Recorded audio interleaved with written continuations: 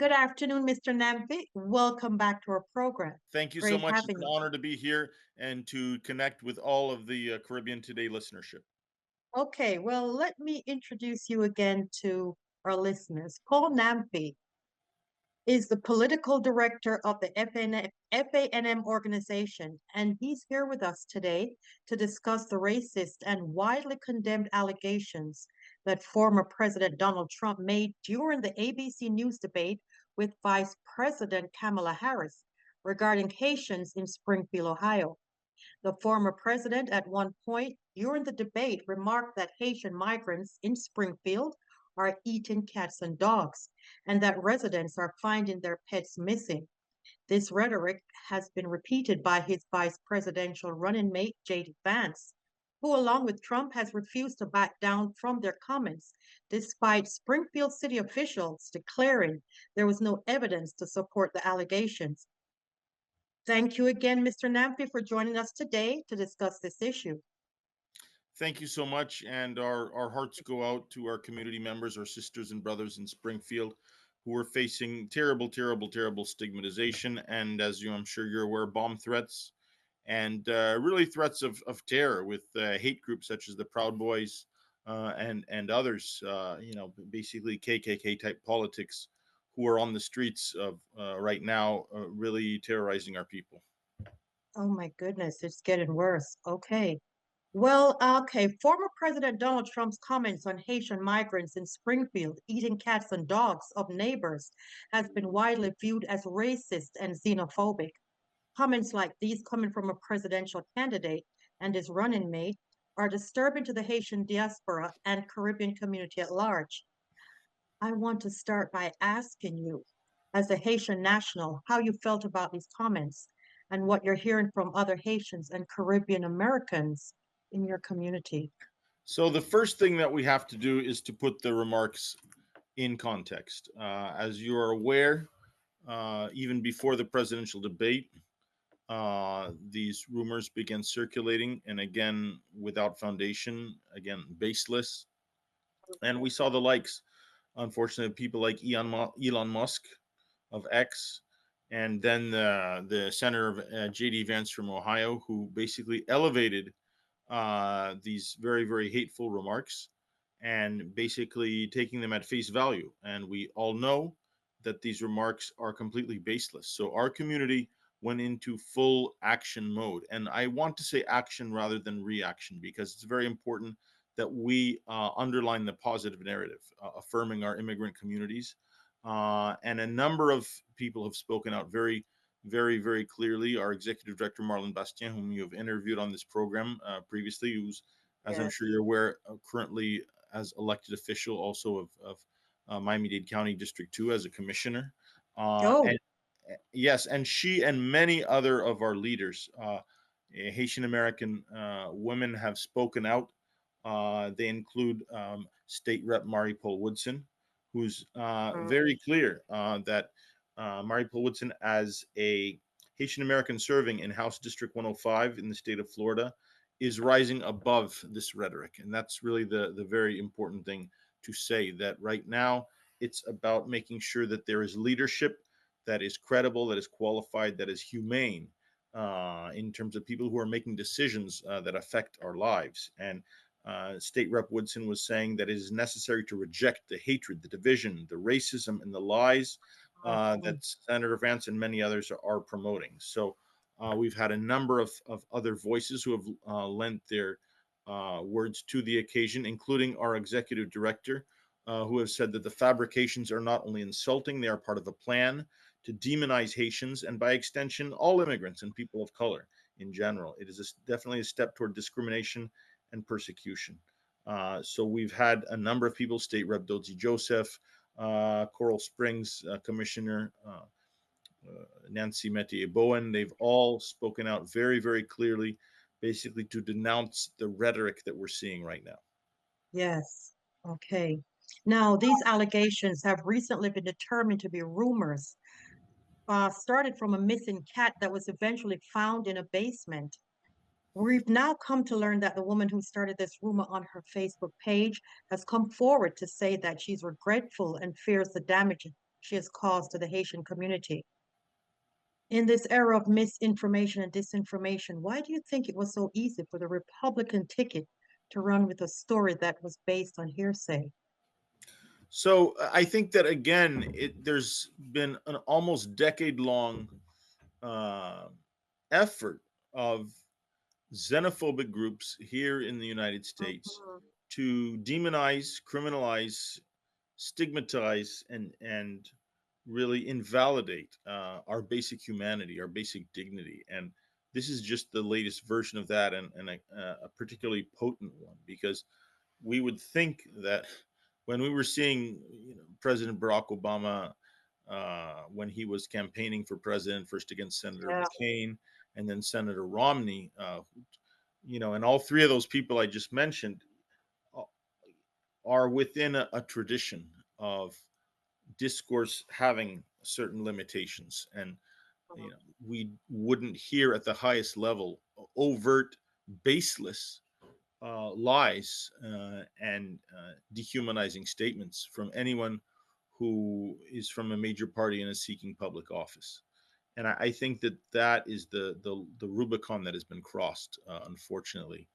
And so, what we have to do is we have to uplift the voices who are really embracing immigrant communities. Just this morning, there was an event at Miami Airport where our executive director and many other leaders from the community were present, and where there were some very courageous newly naturalized U.S. citizens who have been Mhm. spending their entire lives, first in their native countries and then in the United States, trying to adjust their immigration status. And all three of them will be voting for the first time. And so that's the kind of positive narrative that we want to make sure that immigrants feel welcome. And I think Okay. that's where we need to go. Well, that brings me to my next question. Trump and Vance have repeatedly made false claims that Haitians in Springfield with TPS designation, which is also known as temporary protected status, are here illegally. I think it should be clarified that the TPS program is a Department of Homeland Security program that allows migrants from specific countries to be here legally. Why do you think the Republican ticket has repeatedly disparaged this program when Trump himself has previously granted migrants? Can you tell us a little more about what it means to possess TPS designation?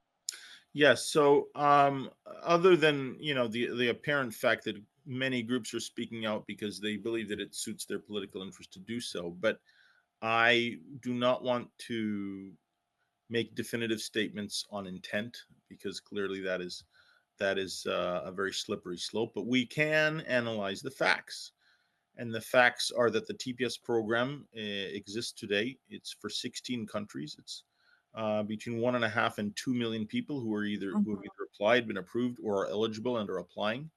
Again, from 16 different countries. The biggest cohort ever to be approved in one redesignation for the first time was the redesignation of Haiti, which happened at the end of June and the beginning of July of this calendar year. Mhm. And people who are TPS recipients are absolutely possessing a legal status, allowing them Yeah. to work legally, Mhm. to be here legally, and the last time that this was ever in question was under the former Trump administration, when they tried to put Mhm. an end to the TPS program, and Yeah. Family Action Network Movement and many other organizations sued the administration to stop the dismantling of the TPS program, which would have Mhm. basically led to again hundreds of thousands of people at the time being under deportation orders. So we were able Okay. to avoid that through our mass organizing. And there is no question today that the TPS program is a legal program, and that uh, claiming otherwise is again baseless propaganda. And unfortunately, we are in the day and age where people are saying whatever they want, and when they have a decently large followership, it isn't a baseless accusation in the public realm. It's, oh, these facts, these clear facts are now being contested. And Yeah. so this is unfortunate. It is also true that many of the people who are who receive TPS came legally via different Mhm. programs, such as the CHNV humanitarian parole program of the Biden administration.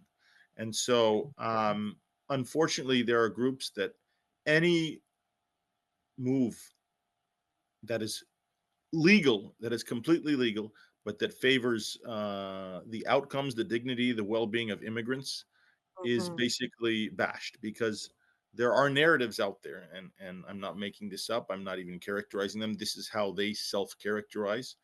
That are basically that only a handful of the people of the United States are truly the legacy citizens who have full enfranchisement and full rights, and the rest of us basically we don't really belong. And Yeah. those are the narratives that we will fight tooth and nail and push back against because we Right. all have our place and we all have a right to be here. Yes. Okay.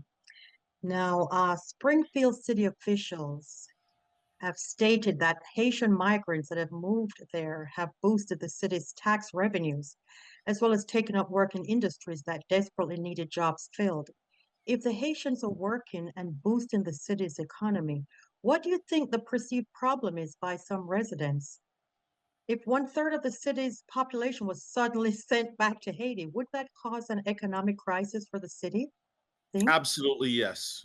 And this is the reason Yeah. why the Springfield City Hall, the Springfield City Manager, the Republican governor of Ohio, Governor DeWine, Mhm. many of them have been very clear that there is a big positive impact to the economy of Ohio. There are some shortages of certain specific services, such as translation services in hospitals or in schools. I mean, these are facts. Again, we don't dispute those. Mhm. And sometimes in certain contexts, uh, stresses like that can create difficulty. But we do want to mention very clearly that there are people in Springfield who have shown great courage. We Right. particularly commend the father of the young boy who died in the accident in the bus. Uh, Yeah. Fortunately, has become a cause célèbre for many of the politicians who were weighing in with their demagoguery. And the father said, "Leave my family out of this. Our family has Mhm. gone through terrible pain, and they don't Mhm. deserve to have any more pain when this is Yeah. constantly brought up. Please leave my family out of this Mhm. equation." And Okay. Yeah. only uplifting the we're only uplifting the family story because we are asking that their privacy be respected, Mhm. and that politicians who want to demonize immigrants, and particularly Haitians, have resorted to bringing up that story. And the father was very clear that that's not what he wants. And we want to also uplift the people of Springfield of all races, of all backgrounds, who are showing their solidarity with the Haitian community, Yeah. who are I've buying at seen Haitian that. businesses, Yes. Haitian restaurants. I mean, this Mhm. is the way that communities can build something wonderful together, Yes. through mutual solidarity, through mutual action. And I think the basic needs right now for the people on the ground in Springfield, in the Haitian community, are first of all basic services, including translation services, including services of how they need to cope with these daily bomb threats, with these accusations, with this finger pointing, with this stigmatization, Mhm. and for them to feel welcomed and embraced as they go about their daily lives. These are very hardworking people earning money so that they can support their families here, so that they can help loved ones, Yes. in the homeland in Haiti who are going Right. through a lot of difficulty. And that's the kind of narrative that we want to be leading with. Yes. Okay. Absolutely. Okay. Now, it is believed if Trump becomes president, he will eliminate TPS for Haitians and force them out of the US. TPS was extended for 18 months by President Biden, and each TPS holder must renew their status periodically. Clearly, this is an existential election for many TPS holders watching the election. How can we, as a broader Caribbean diaspora, show solidarity with our brothers and sisters from Haiti? during such a critical point in time. Thank you so much. The basis of your question is absolutely correct because every 18 months, people of all countries need to be, the TPS criteria are Right. very clear in this Yeah. TPS statute that it's necessary for countries to be reevaluated every 18 months for their country conditions. Right. This is done by the State Department. Yeah. We know it's a basic fact that Mhm. State Department country conditions reports are one of the factors that Mhm. weigh on these types of decisions. We know many countries where the facts on the ground are very clear that the country should be redesignated for TPS. I mean, Nicaragua and other nations in Central America are a very clear example of this, and yet they haven't been able to get that in over 20 years. So it's completely conceivable that even the court system could potentially be used to try to terminate temporary protected status designations, because it's either you extend for the people who already have it, or you redesignate to include new people who arrived after the last cutoff date, or you put an Right. end to it. And under the Biden administration, they have never put an end to any TPS designation. I think that, you know, we face a risk, not just as Haitians, but from all of the 16 nations whose people benefit from TPS today, that Okay. their status could be at risk. I think that the administration failed in trying to terminate the program under the last Trump administration, based on a very vigorous, legal campaign and advocacy campaign. And I think the second time around, there are greater risks because a lot of folks on the far right, on the anti-immigrant right, could do their homework and could go about this in a different way. I mean, particularly when you see, Agenda 47, when you see Project 2025, many of these documents that are detailing exactly how they want to dismantle immigrant rights in the United States.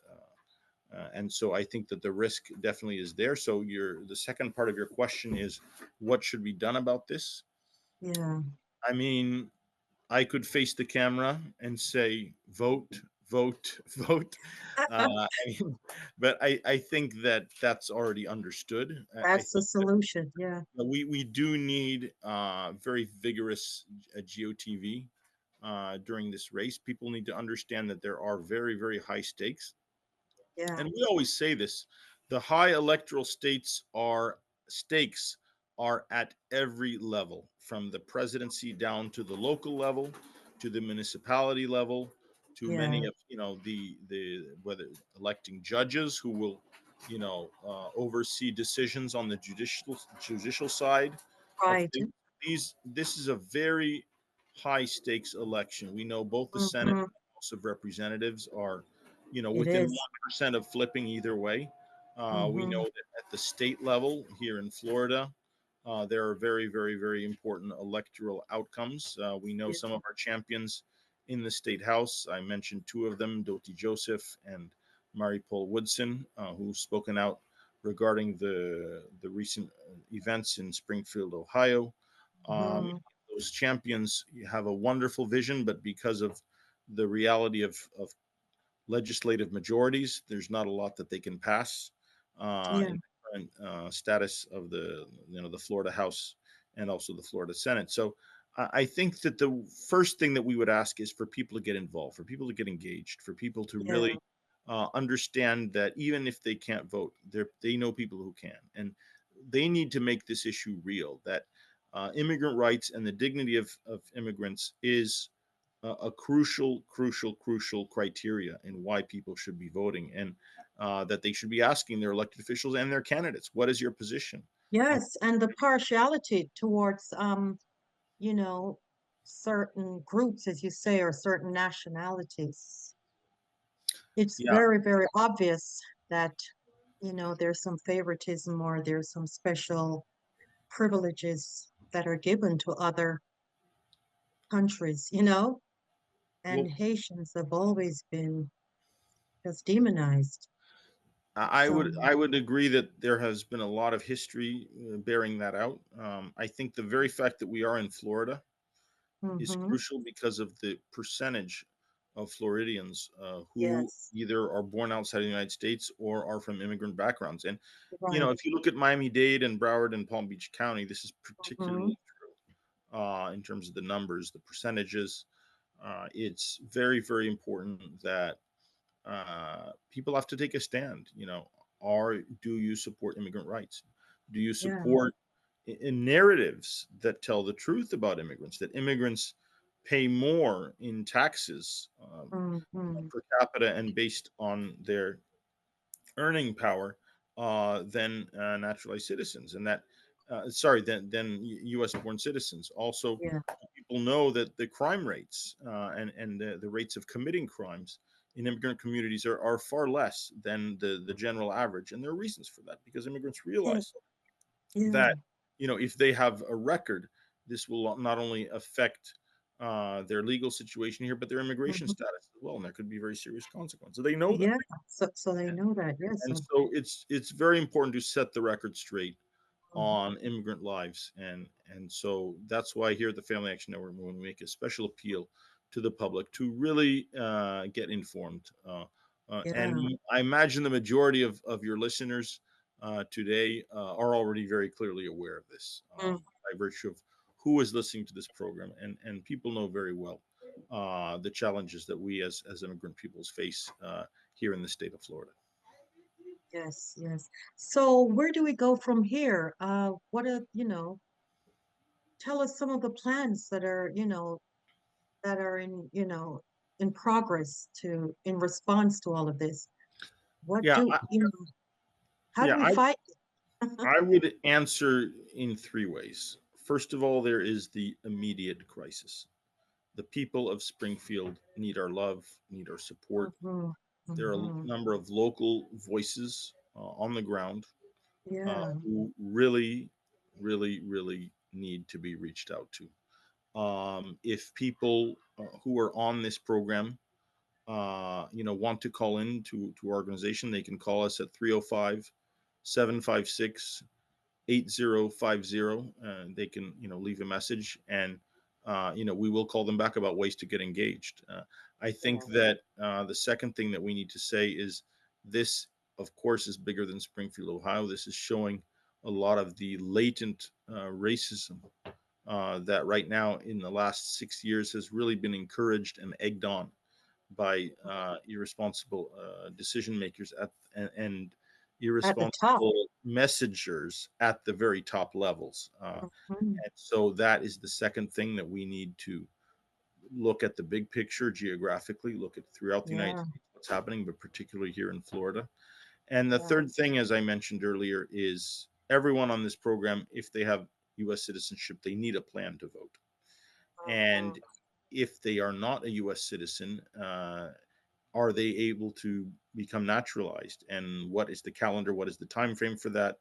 Probably most of the people who are trying to be naturalized, because we are so close to the registration deadline, which Yeah. is 5 weeks before the election, and it's rolling around in a week or two. That might be difficult, but Mm. get registered. If you get registered, you can either vote in this election if you register in time, or in a future election. And second of all, if you are not yet a U.S. citizen, but you have a pathway to become a U.S. citizen, if you're already a permanent Okay. resident, if you've been here 5 years, if you've passed the test, if you've gone through all those hula hoops, you need to move forward with your citizenship, because after that you will have control over your right to vote, and that is one of the most sacred rights in our society. So those are three things that could be done, and we really want to say thank you to all the listeners for being with us, for showing your solidarity, and for showing your continued support, because we are in this struggle together. Yeah. Well, thank you again, Mr. Namphy, for being with us. And, thanks for helping us dispel all this misinformation that's been going around. And hopefully we can all come together, even if it's by protest but yes, we shall call that number and get some information as to how we can help as Caribbean Americans. Yes, we'd love to hear from you. Call the number, leave the message with Shayla. We will call you back. Yeah. And I will Okay. say also, to continue this struggle, we are loved, we are supported. Yes. We will continue this fight to the end. We need elected officials who will uplift immigrant rights and immigrant dignity. One love. Yeah. Spelt. Thank you so Yeah. much for your time. Thank you again. Okay, Mr. Namphy. Talk with you soon. Bye bye. All the best. Yeah. Bye-bye.